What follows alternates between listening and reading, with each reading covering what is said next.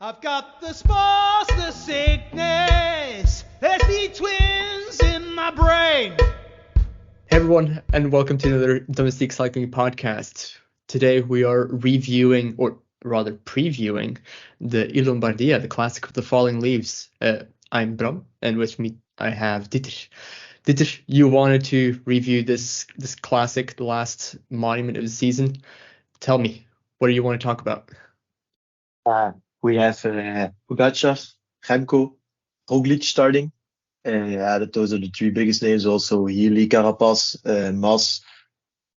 All the greats. About all the great climbers. It's a monument. It will be an insane race, I think. Normally, you would say that Pogacar could take it, but Roglic just slapped Pogacar in Emilia. We don't know how good Remco is.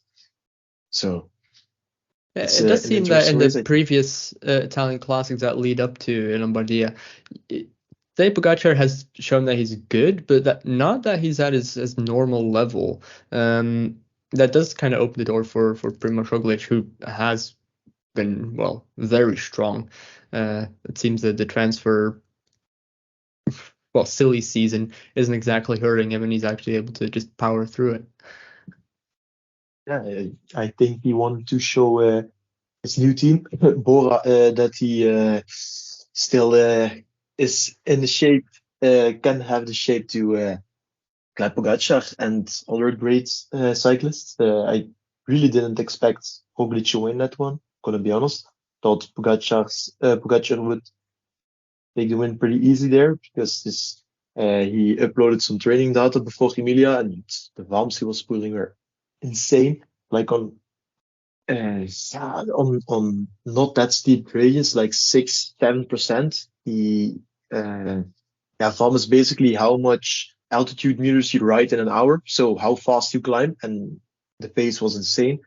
So Roglic was really good. It's not like that. The race was ridden slowly either or something. Like Roglic was just very good. It wasn't that Pogacar was bad. Roglic was good. Mm-hmm. Also, I do want to say, whatever you just said about Bora, we are recording this when we have no official news. This is still just a rumor, but by the time this podcast goes out, it might become official. It's a bit crazy out there when it comes to all the transfer announcements and rumors. But what are your thoughts on Remco's chances? Because, of course, we don't exactly know how good he's going to be after the Vuelta. But this is definitely one of his season goals. Pretty much his whole season has been his goal so far. But this is definitely one of those monuments that he's got very high up his list. Yeah. What were his goals preseason? I think Liège, Giro, World Champs time trial, and Lombardia. I think that were his preseason goals. He's won. He has Liège. So I think also in Grand Tours he has a bigger chance to beat the best than in a Grand Tour. Like I don't see him beating Vingegaard, Pogacar, Ayuso, Roglic. He can have, I think, in a Grand Tour, but I don't see him beating the best in a Grand Tour. But I do see him beating the best in a one-day classic when everyone is in shape. So when Remco isn't in his shape, I don't want to ride against him, not even if I'm Pogacar or Roglic. Is it a bit disadvantage for him that he's not riding these preparation races? If you can compare to the Flemish Classics, you sort of have a couple of weeks before the Tour of Flanders with other Flemish races to get ready, to get that feel of those types of races. Usually people who want to compete for the monument then also do the preparation races. Here we're seeing Pogacar and Roglic do the preparation races for Lombardia, but not Remco. Is that going to hurt his chances? We'll have to see how we coped with it to win Liège. Seems that he doesn't really suffer from it. Like, yeah, he isn't on altitude now though. But I have the feeling Remco knows, or his trainer knows how to prepare him perfectly Mhm. for a 1 day race just with training without race day. So I'm not scared for that. Do we actually know what Remco's doing? Because it's been very quiet around him since the end of Yeah, the Vuelta. he's doing big rides, but unfortunately he's doing them in Belgium. So Mm. I can't like if yeah, the big guys like Pogacar don't upload what, but as I said, for Pogacar you can look at the pace he climbed at to, and then look at the wind and the grades, blah blah blah, to know how good he is. But yeah, I can't do that because yeah, Remco's basically training on the flat. All right. Well, let's take a look at the course that we have for Il Lombardia. Il Lombardia is quite a unique monument in that it changes the parcours so often.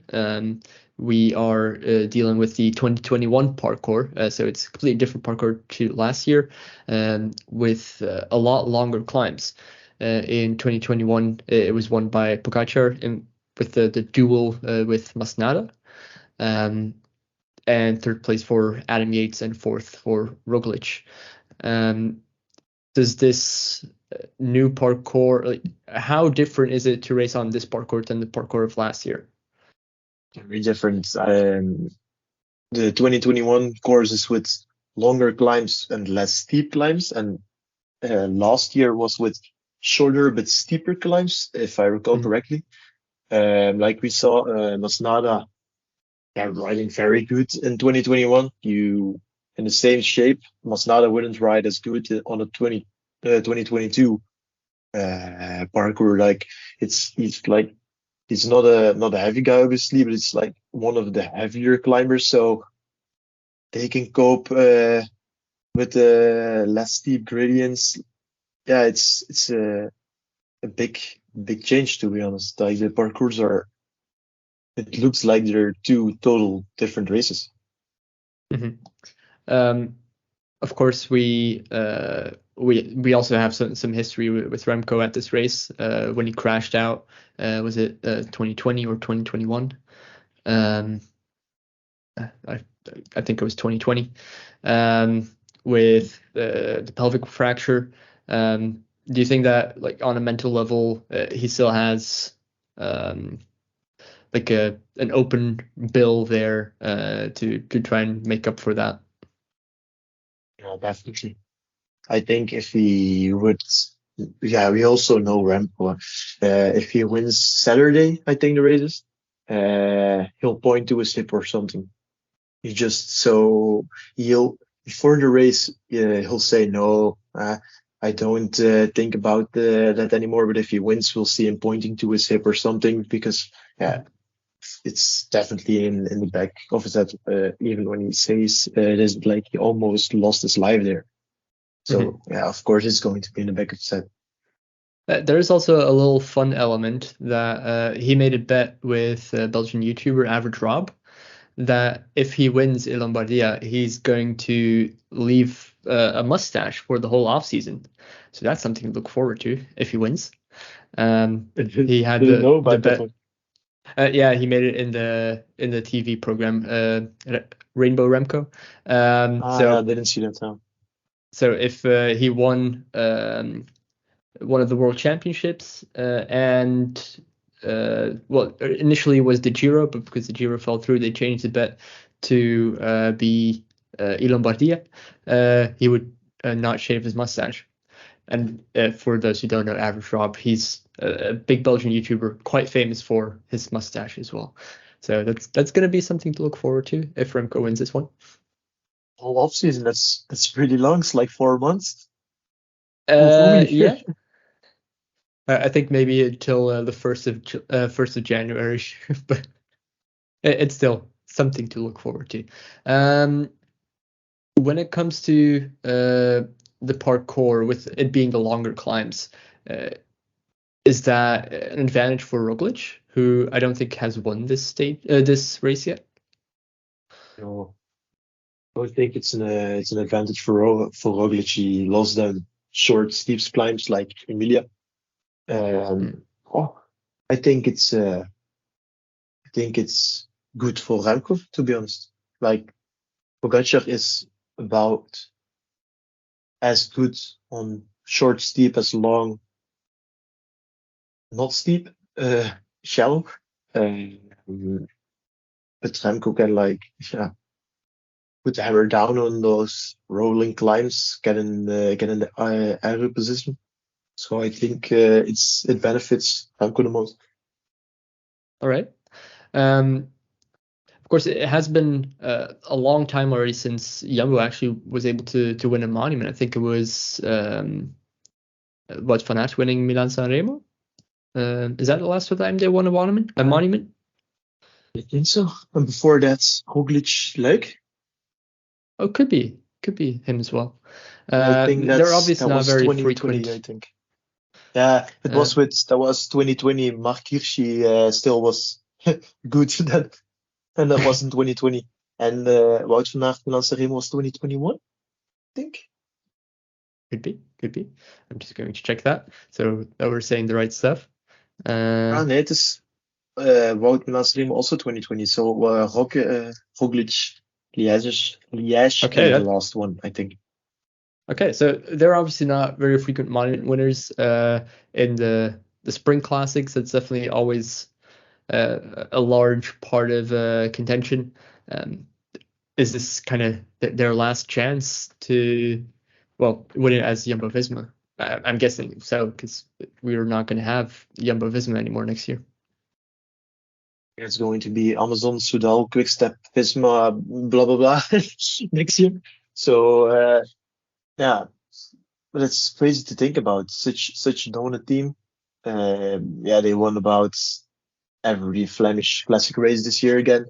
Wout wasn't good enough in the 100, and he punctured in Roubaix like 3 years.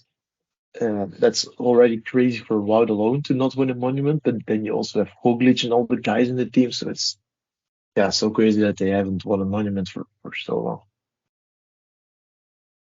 Yeah, for sure. Are there any other big names besides those three that we've already spoken about that we should be thinking about for this Saturday? Sneaky man was so good in the classic season, but isn't talked about too much at the moment. Ben Healy. I wouldn't be surprised if he's in the leading group. One Saturday he was in Luxembourg, I think it was. He did a crazy solo one day, but then the other day he was shit in time trial. So that's some weeks ago. I think it finished the 24th of September. So he has still 2 weeks to train after that. So I think Healy will be good. They also have Carapaz in the team. Mas is starting. But with EF Education, do you think they will ride for Carapaz on this particular parkour? I think if it is more the steep punchy climbs, it would be better for Healy. But with the longer climbs, it doesn't suit Carapaz more. Carapaz was really good in Emilia. Mm-hmm. Yeah, exactly. Also just protect Healy. Why not? Carapaz is like the 10th favorite. Don't use Healy to Domestique for Carapaz or something. Just use both as protected leaders in my opinion. Mm-hmm. All right. Yeah, we're recording this on Tuesday, so the start list isn't updated yet, so that sucks to be honest. But I also see Dylan Teuns. I haven't seen him since Wallonie after Schrano, I think. Correct me if I'm wrong, but after that. Oh no, he did a pretty good result somewhere. I forgot where it was. Let me just find it. I think that was. I think he's having a pretty good second part of the season. The Tour of Luxembourg. He was third in the stage there as well. And of course second place in Grand Prix de Wallonie. Stage. Yeah. Yeah, he could he's a guy that just sometimes just completely out of the blue just rides in an insane form. So he could ride. I think he never rode a good Lombardia, not that I can remember. But yeah, an interesting guy in my opinion. Mm-hmm. All right. He once got third in Lombardia in 2018. Damn, I I think forgot it that. is one of those races that fits him really well. Just like the type of efforts, it's Yeah, perfect for him. and We haven't really and the, seen too much of him this year, to be honest. Well, we have yeah, seen like the results haven't been there, the wins haven't been there that I'm sure true. Israel Premier Tech would be expecting from him. I also don't think we'll see that win at Yeah. Lombardia, but I Mm. think he'll be there for a top 10 spot for sure.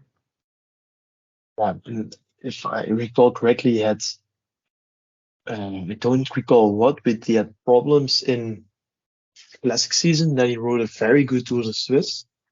Then in the Tour, he also looked to be in a very good shape, but yeah, just didn't.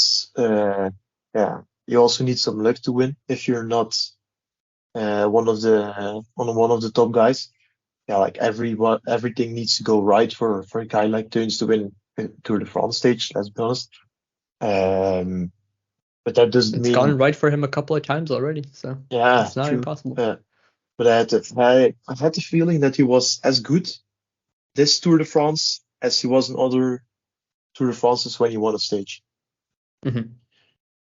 So yeah, like results don't always say everything. That's what I mean. And then now he's building up a good form, it seems, in the last races. So who knows?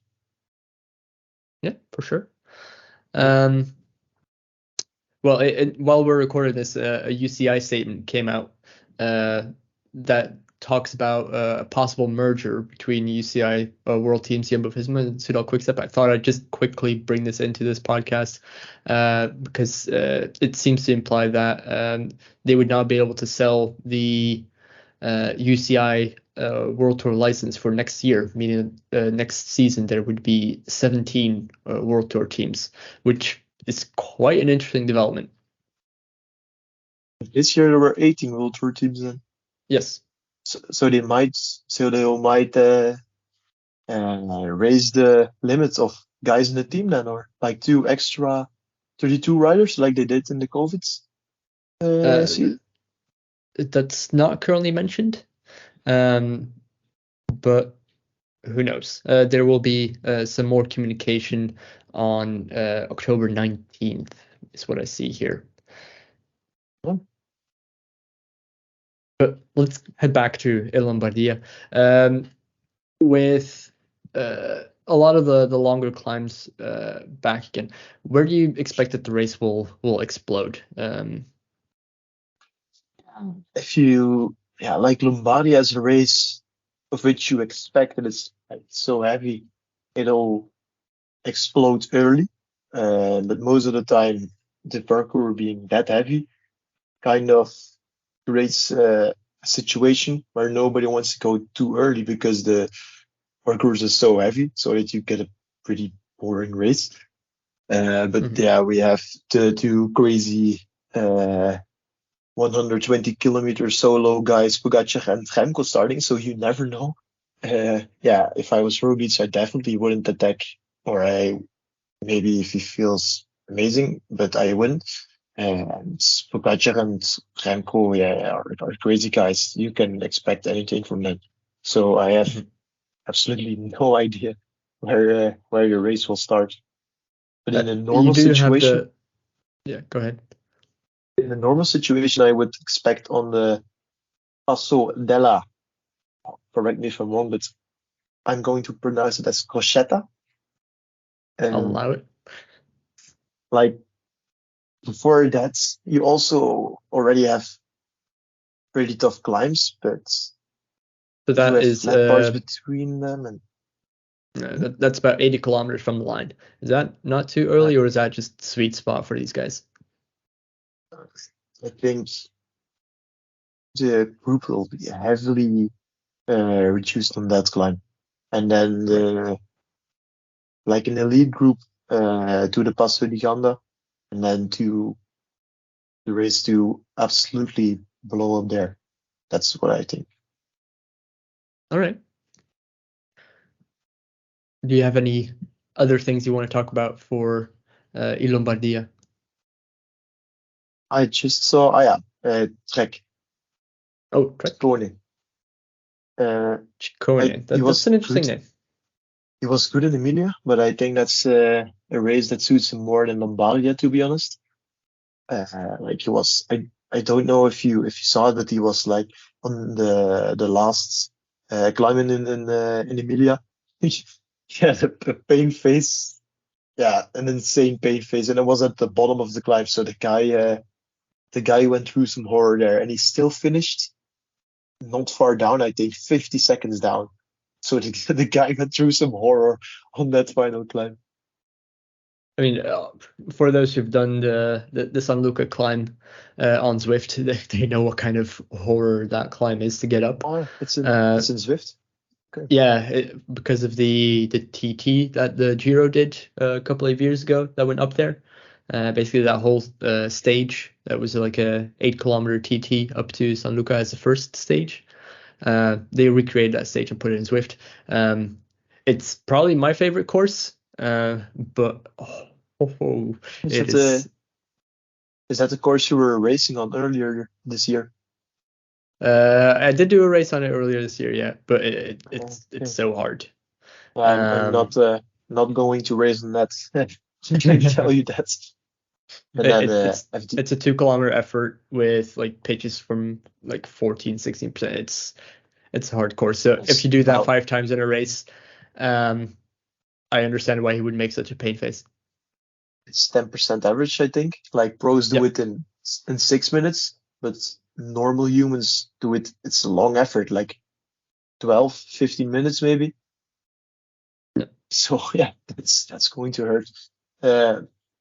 And also, I see Gregoire and Martinez are both starting. I think they were both knackered at the end of the Vuelta.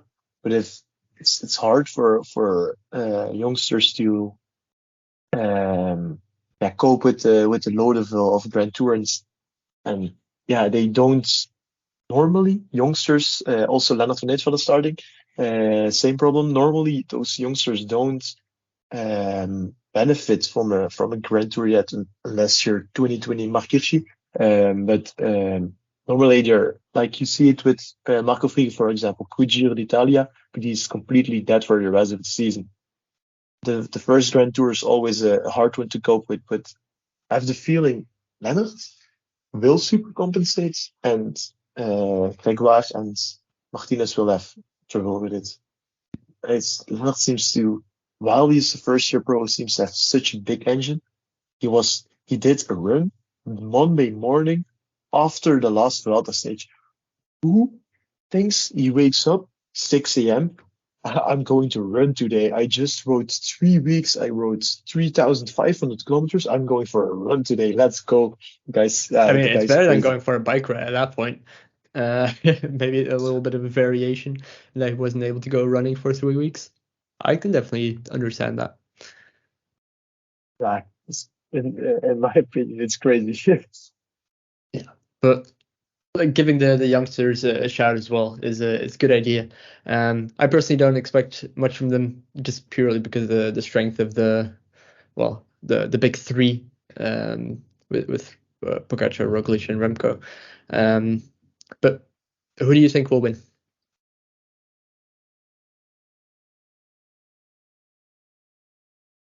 Roglic looks better than Pogacar, but Pogacar always looks shit. Shit is we call Pogacar shit if he's not winning. So that's not true, but like he's not perfect in the preparation races, but it's always like that, and he still always wins Lombardia. So and Remco, we don't know how good he is. I'm finding this one. I don't think Roglic will win. Don't know why. he, except for the Vuelta, he's unbeaten this season. It's crazy. And it wasn't. And he could have won the Vuelta. No, Vingegaard would have. Vingegaard was twice as good. Let's be honest. Well, there was an option. I think Pogacar or Remco, when I'm having a difficult time, choose. Well, I'll stick to character and say that Remco will win. I have to. Also, because I just want to see that moustache the whole off season. True. Me too. Like I was thinking, a sprint, Remco versus Pogacar. Who wins that? I have no idea. Imagine previous years, I would have always said Pogacar, but the way that Remco is sprinting this year, I don't know. Yeah. Like and considering how Roglic clapped Pogacar on Emilia, and basically the sprint, it was a 300-meter effort. It was uphill slightly, but still, that's I don't know who's going to win that sprint. Yeah, like Remco even clapped like. People think Alex Segert isn't fast in the sprint, and Remco won because Remco won the sprint in the Belgian National Championship, but that's not true. Alex Segert really is really fast in the sprint, and he did good once in that sprint, and Remco beat him. So that says the most to me. After not taking a turn for almost, 10 kilometers? Yeah, exactly. Alex beat high in that sprint, I think. 1,400 watts, if I recall correctly. So yeah, Remco's more aerial. Like, he peaked at 1,200 or something. So that's. I think I'm also going to say Remco, to be honest. Well, that's a surprise. I thought you were still a real Pogacar believer, but I definitely am. I'll keep you on that. I'll keep you on that, and I'm also on a choo-choo train. yes. I'm not going to do it now. Sorry. But I am going to wrap up today's Domestique Cycling Podcast. A big thank you to our audience for tuning in. If you enjoyed the episode, consider supporting us on Ko-Fi or Twitter or X, whatever you want to call it these days. And if you're on YouTube, hit subscribe and turn on notifications. We appreciate your support and look forward to seeing you next time. Ciao. Bye. I've got the spores, the sickness. There's the twins in my brain.